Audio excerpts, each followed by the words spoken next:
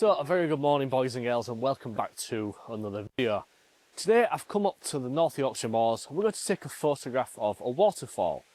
It's called Falling Foss and it's been a few years since I've been here, so I'm quite excited to come back and just have a play with it. But I mean, look at all of the autumnal colour around us. I'm hoping once we get down there we'll see some of that, and that's going to translate to a really nice looking autumnal waterfall photograph.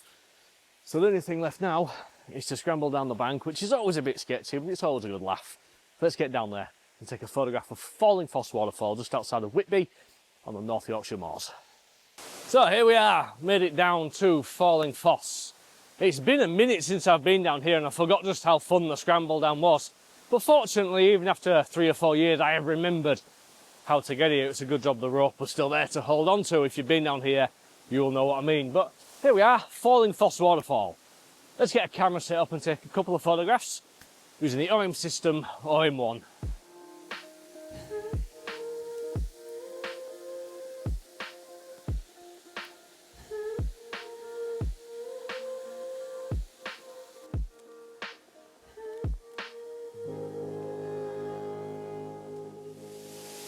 Okay, so I've got something set up now, and I've also thrown a polarising filter off just to take some of the shininess and reflections, because everything is obviously really quite wet down here. So put the polarizer on and it'll just cut through that, and I'll make the blacks look a little bit blacker, and also some of the greens that are on the rock wall at the side of it, they'll pop off with a little bit more colour using the polarizer anyway.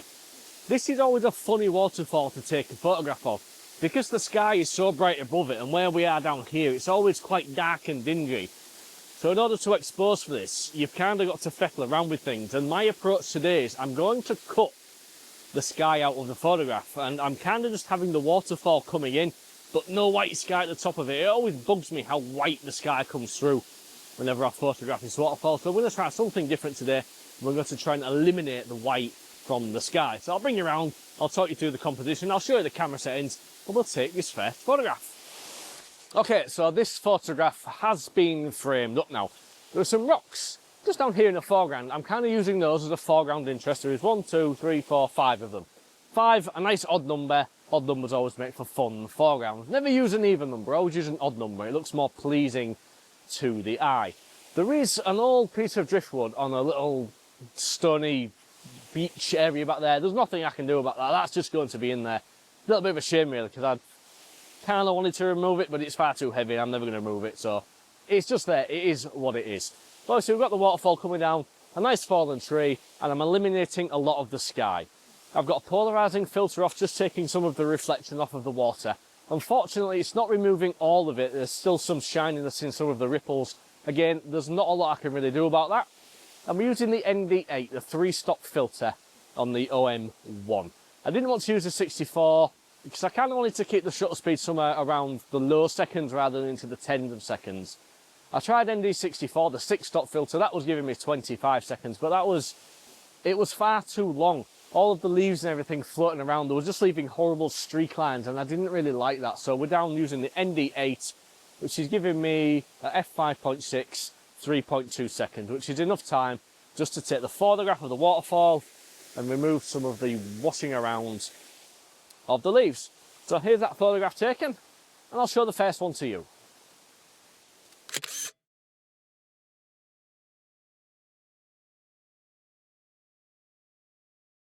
So every single photograph that I've seen of this waterfall was taken from roughly where I've just taken that photograph.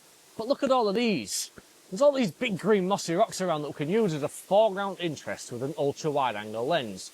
So let's crack out the 6mm lens and just see if we can't use this big green rock. It's a different kind of foreground, just leading up to the waterfall behind it. Let's shift everything around and just see if we can't use this and just take a slightly different photograph to everybody else.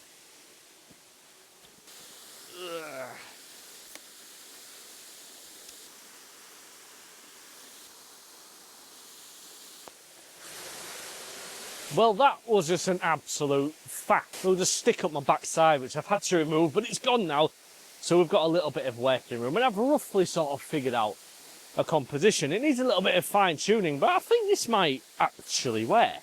So I've got the 6mm Venus Lowell lens on, the ultra wide angle lens for my micro four thirds cameras. I'm still using the polarising filter. So this just needs a bit of fettling. I wonder if I can sit down on this rock. I can, for that. That's easy. So we're trying to get the rock really dominant in the bottom left-hand side, sorry, the bottom right-hand side of this frame. And we've got the waterfall coming in from the top right-hand side of the frame. Now I'm wondering if the dynamic range on this camera may be able to pull something out of the sky. If not, I can always crop it away, but I've kind of got a tree line on the hill, I've got the waterfall coming in from the top left, and I've got this big green rock as the foreground interest. I'm kind of wondering, will the dynamic range of this camera be able to make something of the tree line up there? There's only one way to find out, I guess. So just excuse the shaky handheld footage here, but it's the only way I can really film while I'm down here. We see in the bottom corner there, we have the big green rock that I was talking about, and in the upper left-hand corner, that's the waterfall coming through. Now, if you can see in the top right, you see where all of the red is? That's the highlights in the tree line being overexposed. But what we're going to do something really crafty here. So I'm going to take the first photograph now, which is going to give us the base photograph. This is going to give us most of the information that we need. And then I'm going to underexpose this using the exposure compensation by 2 stops. And you can see in the top right, all of the highlight blinking has now disappeared. So that's going to give us the information that we want. So we've got the majority of the image, and we've also got the highlights rescued in the top corner. So now we're going to do another thing. We're going to shift back the opposite way, and we're going to overexpose this by 2 stops. And this is hopefully going to give us just a little bit more detail in all of the rocks and all of the... See all of the rocks and everything in the background? That's going to give us a little bit more detail in all of that. So obviously I'm going to go home now, and I'm going to do a bit of a photo merge, throw these 3 images together, and I'm hopefully going to show you a HDR photo merged long exposure photograph of a waterfall. Here it is.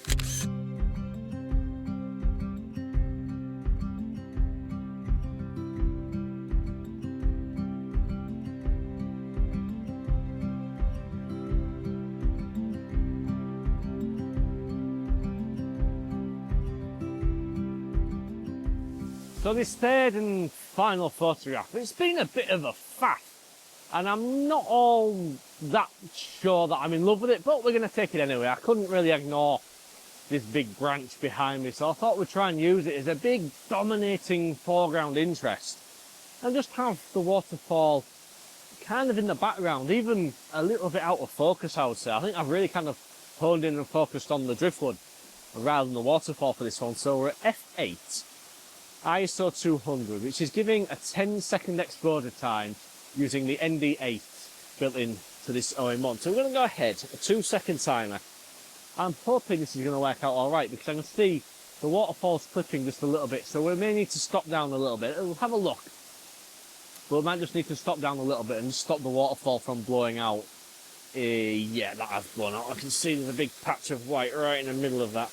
F10, 10 seconds. There we go. That's giving us a nicely exposed waterfall. Obviously, the waterfalls are bright white, aren't they? Especially with the long exposure. So you just want to be a little bit careful when exposing for waterfalls. Doing long exposures, like I was there, you don't want it to blow out completely and turn into a white mushy mess, which I can already see on the back of the camera.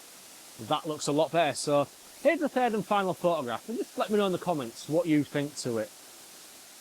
I'm not sure. I may hate it, I may love it, it may grow on me over time, but just let me know down below what you think of this third photograph.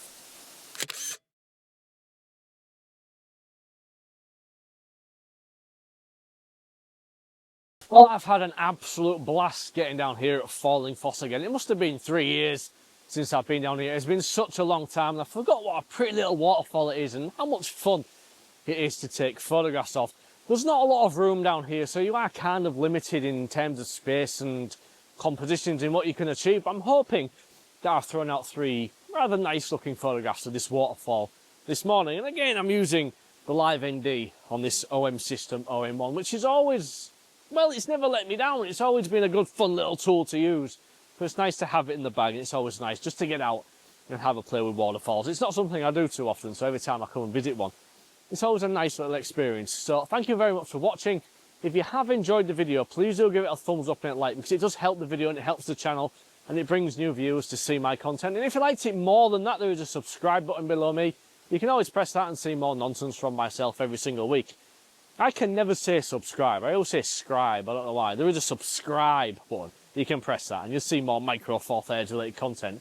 Like I say, every single week. So until the next time, I'm going to love you and leave you and say peace and goodbye.